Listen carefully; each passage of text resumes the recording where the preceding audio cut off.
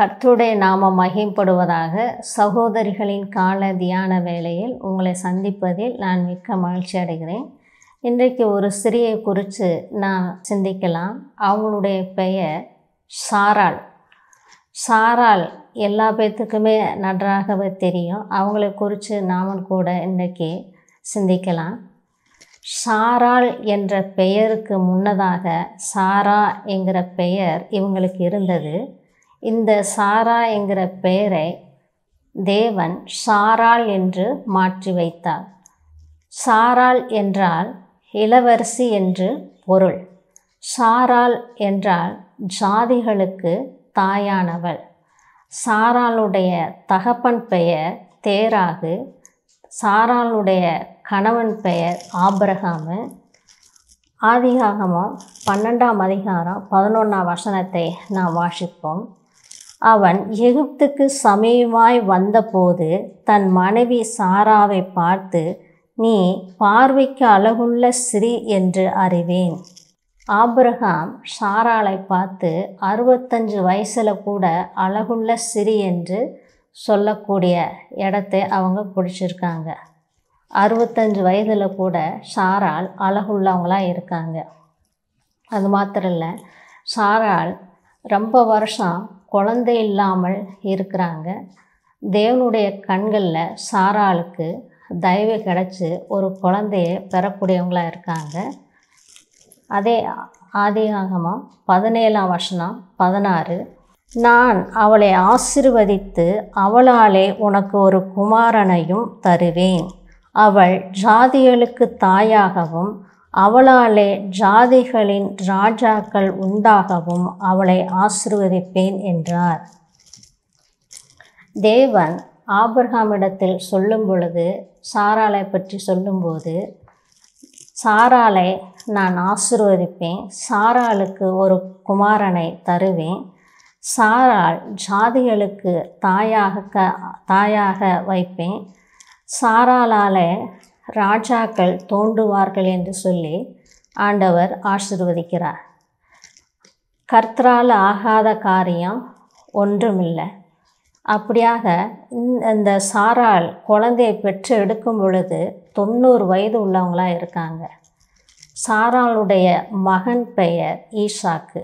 அது மாத்திரம் இல்லை, எபிரேயர் 11:11 வாசிக்கலாம்.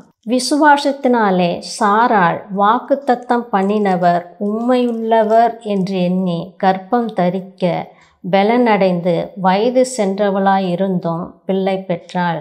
விசுவாச பட்டியலில் சாராள் இடம் பிடிச்சவங்களாக இருக்காங்க. அதாவது உண்மையுள்ளவங்களாக இருக்காங்க, விசுவாசம் உள்ளவங்களாக இருக்காங்க. வயது சென்றவங்களாக இருந்தாலும் கூட அவங்க தேவன் மேலே விசுவாசம் வைத்தாங்க.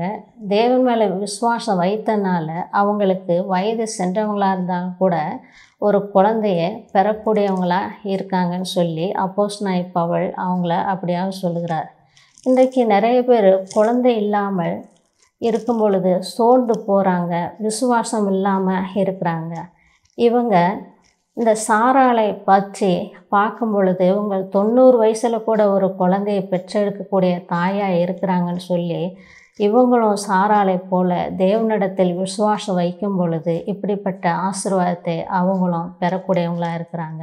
அதனால் சோர்ந்து போகாமல் நாம் தேவனிடத்தில் விசுவாசம் உள்ளவங்களாக இருந்து சாராளை போல ஒரு குழந்தைக்கு தாயாக ஆண்டவர் வைப்பார். அதனால் நீங்கள் சோர்ந்து போகாமல் விசுவாசம் உள்ளவங்களாக இருக்கணும். அது மாத்திரம் இல்லை, பேதுரு 1 பேதுரு 3ஆம் அதிகாரம் 6ஆம் வசனத்தில் வாசிப்போம்.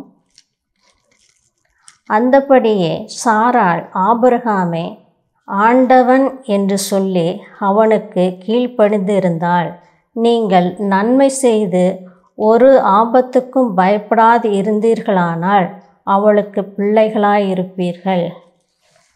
இங்கே பேதுரு கூட சாராளை குறித்து சொல்லுகிறார். அது மாத்திரம் இல்லை, கணவனுக்கு கீழ்ப்படிந்தவங்களாக இருக்கிறாங்க, கணவருக்கு உண்மையுள்ளவங்களாக இருக்காங்க, கணவனை மதிக்கக்கூடியவங்களாக இருக்கிறாங்க. சாராள் ஆபிரகாமை பார்த்து ஆண்டவரே என்று சொல்லக்கூடியவங்களாக இருக்காங்க. இன்றைக்கு நாமும் கூட நம்ம அம்மா பெரியம்மா, பாட்டி கூட அவங்களுடைய கணவர் பேரை கேட்டால் சொல்ல மாட்டாங்க. யாராவது கணக்கெடுக்க வரும்பொழுது பேரை கேட்டாலும் சொல்ல மாட்டாங்க. பக்கத்தில் யாராவது இருந்தால் அவங்க பேரை சொல்ல சொல்லுவாங்க. அதே போல் கணவருக்கு நான் கீழ்ப்படிக்கூடியவங்களாக இருக்கணும். கணவருக்கு கொடுக்கக்கூடிய கனத்தையும் மதிப்பையும் மரியாதையை நாம் கொடுக்கக்கூடியவங்களாக இருக்கணும். ஆண்டவரே என்று சொல்லி சாராள் ஆபிரகாமை கூப்பிடக்கூடியவங்களாக இருக்காங்க. நாமும் கூட கணவரை மதிப்பும் மரியாதையாக சாட்சியாக அப்படியாக மதிப்பு மரியாதை கொடுத்து கூப்பிடக்கூடியவங்களாக இருக்கணும். அது மாத்திரம் இல்லை, ஒரு ஆபத்துக்கும் பயப்படாமல் ஒரு ஆபத்து கூட பயப்படாது இருந்தீர்களானால் அவளுக்கு பிள்ளைகளாக இருப்பீர்கள். ஒரு தீங்குக்கும் தீமையும் செய்யாதபடி ஆண்டவருக்கு உண்மையாக கட்டின கணவருக்கு சாட்சியாக உண்மையாக நம்ம வாழும் பொழுது கணவருக்கு கொடுக்க வேண்டிய கனத்தையும் மதிப்பும் மரியாதையை நாம் அன்பு தரும் பொழுது ஆண்டவர் அப்படியாக ஆசீர்வதிப்பார். இப்படி நல்சாட்சி பெற்று ஒரு சாராள் ஒரு தாயாக, ஒரு எல்லா ஜாதிகளுக்கும் தாயாக ஒரு நற்சாட்சி பெற்றவங்களாக இருக்காங்க. இவங்களை போல் நாமளும் வாழ்வோம். ஆண்டவர் தாமே உங்களையும் என்னையும் ஆசீர்வதிப்பாராக. ஆமென்.